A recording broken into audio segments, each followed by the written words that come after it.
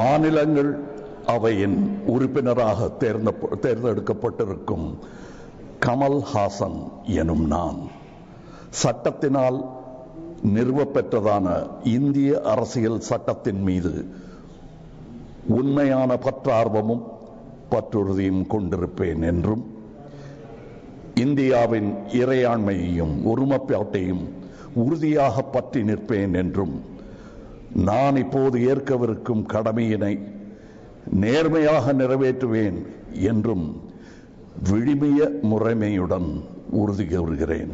வணக்கம்.